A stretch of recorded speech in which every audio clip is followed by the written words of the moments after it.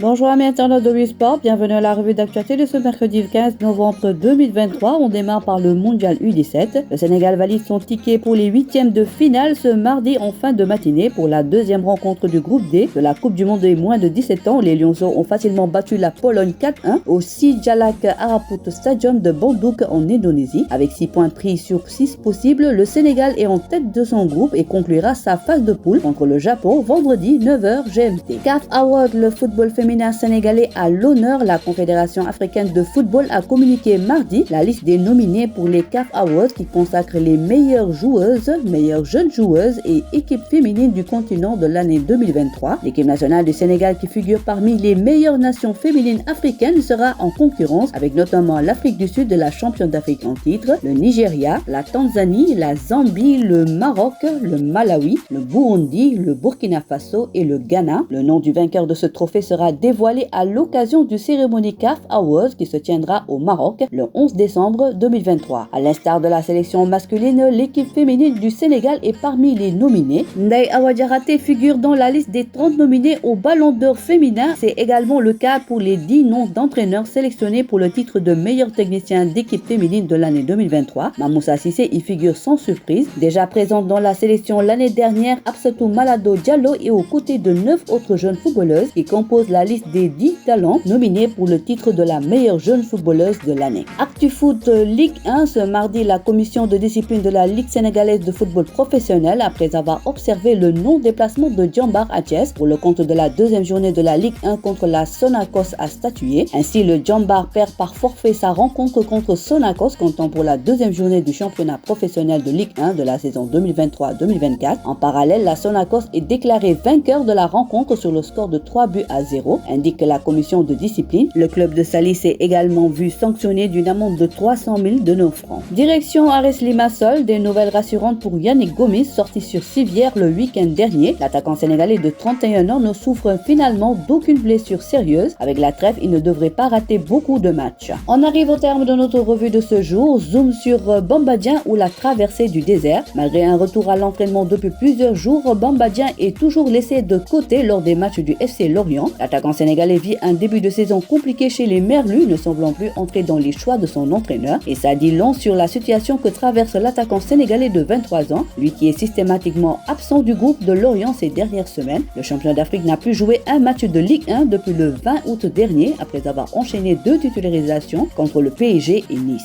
La suite à lire dans notre quotidien sportif de ce jour. Voilà, c'est tout pour aujourd'hui. L'actualité sportive continue sur nos plateformes digitales. Le site numéro 1 du sport au Sénégal, sport.com, est maintenant disponible en version application mobile sur iOS et Android.